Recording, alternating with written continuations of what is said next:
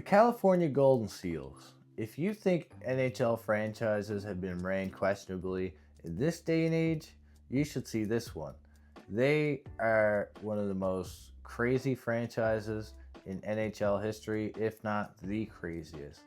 And although they are still revered by the few fans they had, they were a victim of some just terrible circumstances and bad management, bad marketing, bad finances, which all culminated into a relocation. In this video, I'm going to really just explain what went wrong from a business standpoint. Hope you guys enjoy. The California Golden Seals.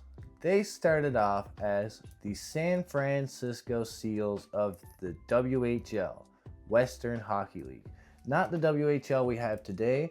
This was a minor professional hockey league, so it's just another AHL type of league. Then they eventually ended up getting into the NHL when they had their 1967 expansion. Then when they got into the NHL, they decided, nah, we're going to be the California Seals. And they were playing in this place called the Cow Palace. Now, the Cow Palace was like some old military arena, and it smelled like poo-poo and not very good place to play. But they were doing well over there. And then they wanted to go play in the shiny Oakland Coliseum, which ends up being a problem for them because people in the city of Los Angeles see Oakland as like second class and they don't cross that bridge.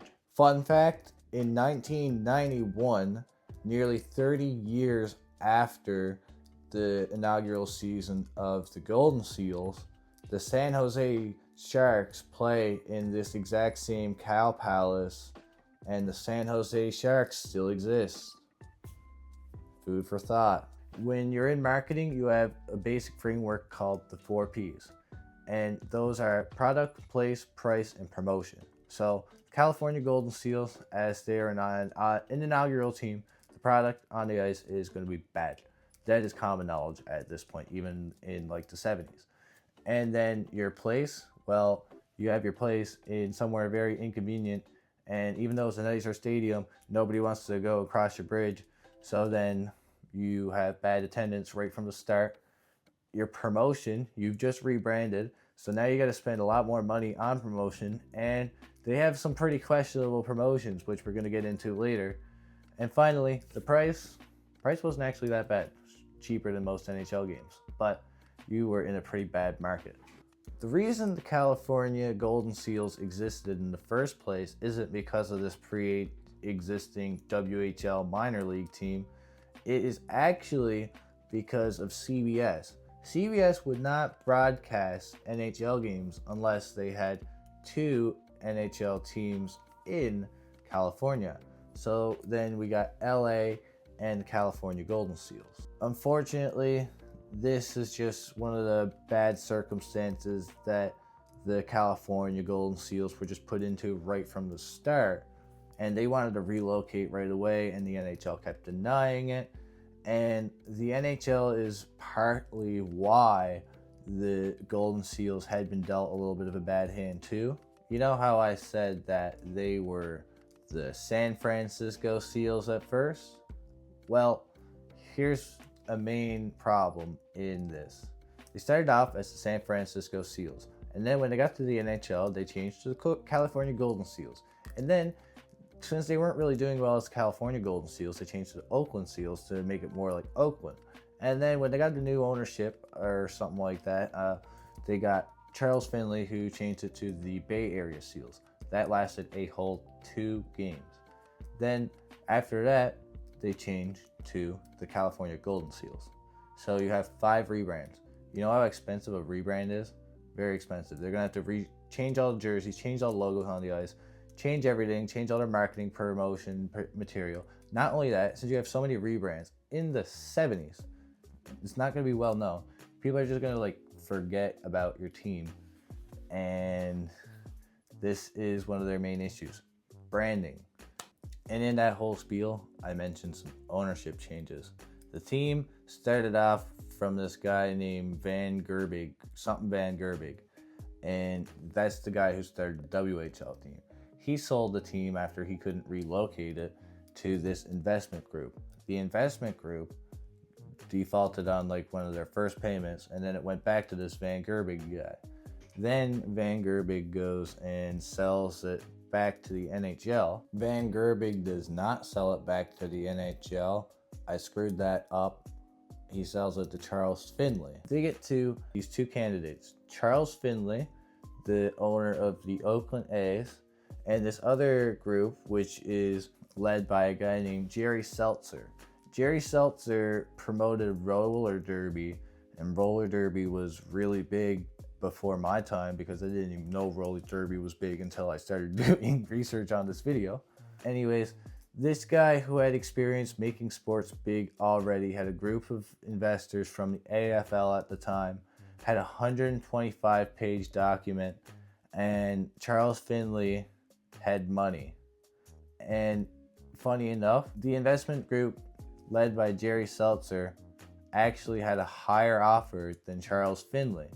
So this is another instance of the NHL getting in the way of the California Golden Seals.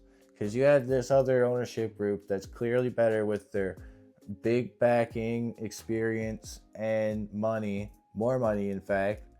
And then you have Charles Finley, who is described as a clown with money, but the important part is that he got money. Anyways, the NHL had their self-interest in mind and didn't want a bunch of football guys running a team, so they gave it to this baseball idiot. And then you end up with the rebrand to the Bay Area Seals, and the color changes to match the Oakland A's. Now this isn't uncommon at the time, because you can see the match with the Lakers and the LA Kings at the time. They were ran by the same person. I don't know if this is like in the same chronological order. Pittsburgh, they all have black and gold, although that's just Pittsburgh colors. But then they also brought in those white skates. They look terrible on black and white TVs. Not only that, Charles Finley was really particular on them and wanted them to be white all the time. So anytime they got like hit with a puck or a hockey stick got touched them or anything like that, they'd have black marks on them. So they'd paint over it. And then one of the players said by the end of the season, the skates were like 10 times heavier than what they were. I feel like that alone is just a small detail on why the team was just pretty bad. Not only like the skates themselves hindering the players, but just the whole outlook on the team by other players, because in Canada, white skates are known as figure skates, still are. Players will be getting called sissies all the time. Next, Charles Finley blunder, or I don't know if this one came before or after. This video is not chronological order. Charles Finley, when the team finally started doing pretty good, he said, oh, the NHL says I don't have to honor the executives' contracts. So these executives' contracts that he didn't honor is Frank Selke and Bill Torrey. And Bill Torrey ends up being the GM who builds the New York Islanders, who won 4 Stanley Cups in a row. So Charles Finley, if he had held on to those guys, California Golden Seals may have actually done pretty good. And maybe those other owners may have held on to those guys or hired those guys or had a lot of better guys. This is one of the many, many times where they just got shot in the foot. Charles Finley, he was flying the team first class when everybody was flying economy, bought the team a bunch of nice like luggage bags and $200 suits and everything like that. Anyways, where I'm getting at, I'm not going to get into the nitty gritty of it, but they had no marketing budget. So they had to resort to these guerrilla marketing campaigns. Guerrilla marketing is what you call a low-cost marketing strategy that is designed to get a lot of attention. And this was a lot harder to do in the 70s when you don't have virality like you do now. He had these crazy promotions. The most well-known is when he had a female streaking on the ice. Why did I say female? A girl streaking on the ice. Anyways, he also had a seal on the ice, a skating mule, and one that I think is really clever but didn't really work out is Barber Night. So he let barbers get in the arena for free, in hopes that they would go and talk to their customers about the game and get more people to go to the game. Unfortunately, never really worked, but this is a pretty cool strategy. And then being cheap leads you to not want to play your players or your executives. And this is around the time when the WHA comes in and is stealing NHL players from the NHL franchises. And this lot made the Golden Seals lose 5 of their top 6 scorers. And that's just one more blow to the Golden Seals. So at this point, you have a culminating terrible product, no fans, and no reason to put it on TV. And this is exactly what happened. They couldn't get any local TV contracts, really. One year they went without a local TV or radio contract. And there was like a point where they were going and taping the games and then voicing over the games after, and then airing the games a day after they were actually played. So that's another terrible, terrible thing. This video is disorganized, but let's get back to the NHL. So the NHL, they put them in California. Well, they had to be in California. All the other teams are on the other side of the continent. So you have the Golden Seals going on these 12 and 14 and 20-day road trips, or 12 and 14 game road trips or whatever, getting slaughtered. So that's terrible for the player morale. When you have the team going away for all these long periods of time, people are just going to like forget about it around the local area. When people want to go to a game, they might want to go to a game for like the next night, but then they see that they can't really see it for like 2 weeks. Like when you're planning like a trip, like if I'm planning a trip to Montreal, I'm planning that like a couple months in advance. But if I want to go see a regiment game, I'm going to go and find the game that's playing like tomorrow, right? And if I have to wait 2 weeks, am I going to schedule a ticket for 2 weeks, or am I just going to like wait? And the answer is I'm going to wait. The NHL puts them in the Adams division, which is with Buffalo, Boston, and Toronto. Now, those teams are objectively supposed to be good, although I don't really want to admit that. But that's a pretty big mismatch for the California Golden Seals, right? So the NHL did them dirty there. And at this point, they could have had them in the same division as Vancouver, and some other teams that are actually a little bit closer by. But no, they put them in with Boston, Buffalo, and Toronto. This is like literally almost as far east as you can get. That is as far east as you can get. Enough about Charles Finley. Let's get to the new owner. So this guy, Mel Swig, ends up buying the team.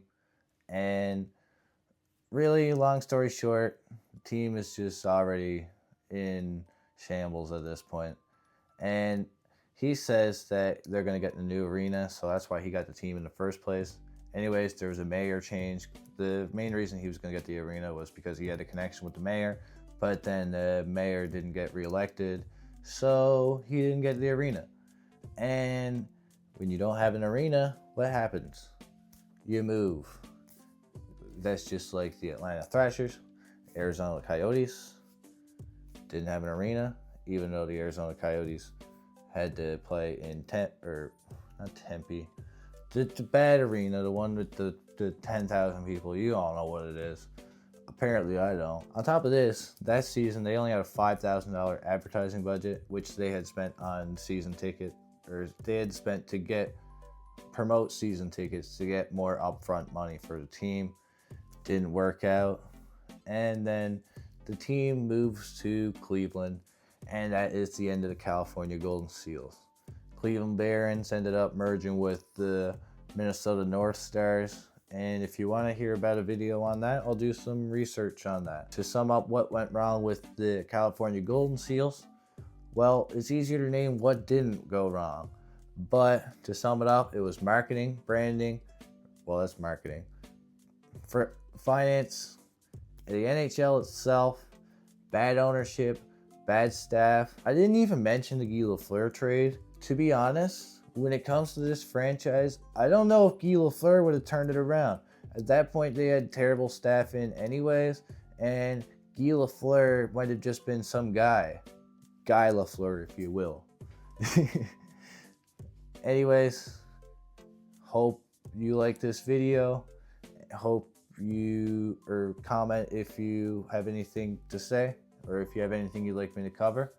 And yeah, like and subscribe.